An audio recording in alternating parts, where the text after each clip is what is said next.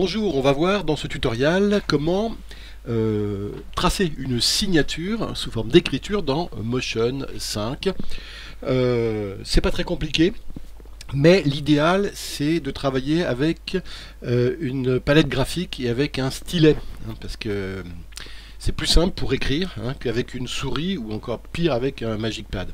Alors vous allez voir comment faire. La chose la plus simple, surtout si vous n'avez pas de palette graphique avec un stylet, c'est déjà de scanner votre signature pour ensuite la reprendre point par point à la souris, parce que c'est ce qu'on va devoir faire.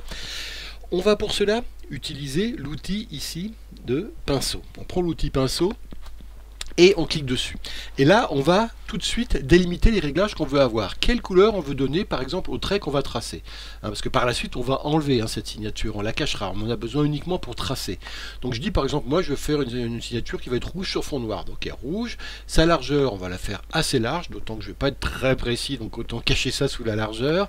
Pression stylet, rien.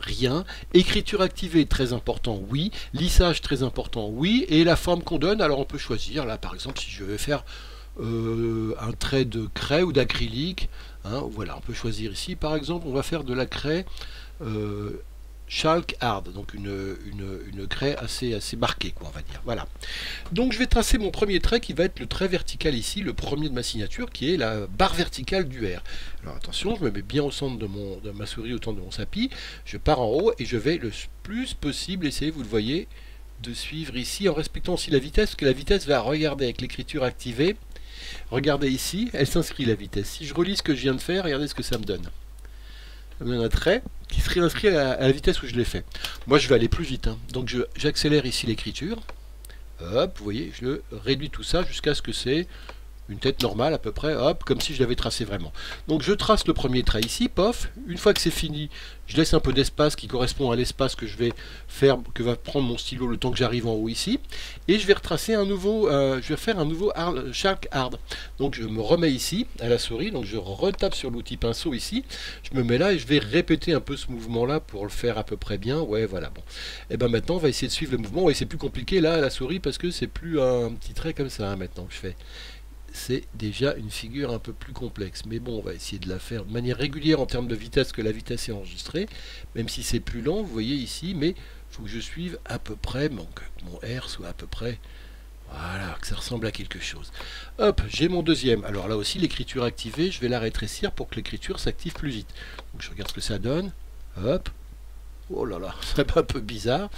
Oui, je sais pas pourquoi c'est parti en l'air comme ça. Bon, on va l'enlever. Le deuxième, il me plaît pas. C'est pas grave, on le refait. On se remet où on était. On l'enlève, on se remet où on était. Et on repart sur un trait de craie. Et on va essayer cette fois-ci de le faire un peu mieux. Hop. Vraiment, si j'avais un stylet, c'est sûr que ce serait plus simple. Même si je respecte pas fondamentalement ce qui est dessous, il faut que ça ressemble vaguement et que ce soit à peu près esthétique, qu'il n'y ait pas trop de... Voilà, qu'est-ce que ça dit là si je recule un peu mon écriture activée, si je la rétrécis, hop, ma verticale, mon truc, voilà, ça va à peu près. Je me mets peut-être un peu rapide là, je vais faire comme ça, je me mets ici maintenant, et là il va falloir prendre son élan parce que c'est le E-M-Y en un trait qu'on va faire. Alors on va y aller doucement, mais on va y aller.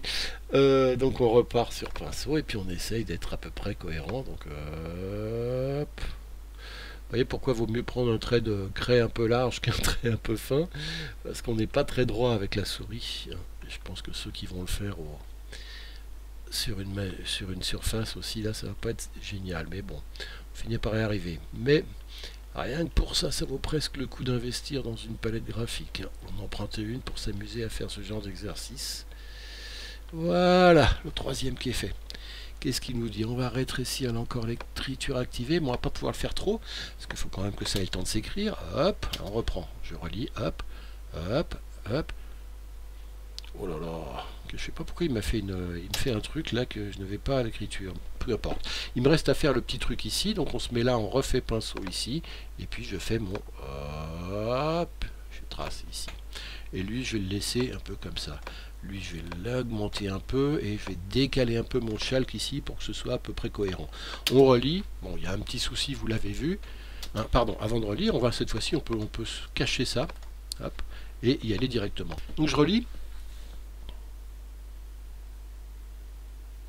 Bon, j'ai eu un petit souci sur voilà, le EMI, vous l'avez vu.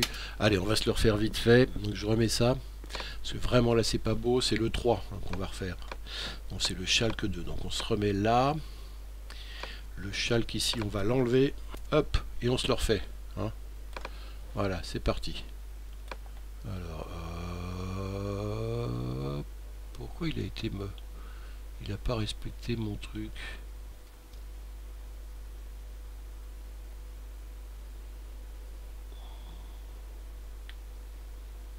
Voilà. Et voilà. Et je le redescends jusque là. Qu'est-ce que ça me dit? Ce coup-ci, on relie tout. Voilà, c'est pas trop mal. Hop, et lui, on peut l'accélérer un peu plus également, de manière à avoir plus de fin. On enlève cette fois-ci le scan en dessous, on a plus besoin, et j'ai mon écriture, ma signature en rouge sur fond noir. Voilà. Ah, mais c'est pas fantastique, mais encore une fois, si vous voulez le faire vraiment mieux, la seule solution, c'est de passer par un stylet et une palette graphique. Voilà, c'est aussi à ça que ça sert. Vous avez compris le principe, maintenant, à vous de jouer. Merci, au revoir.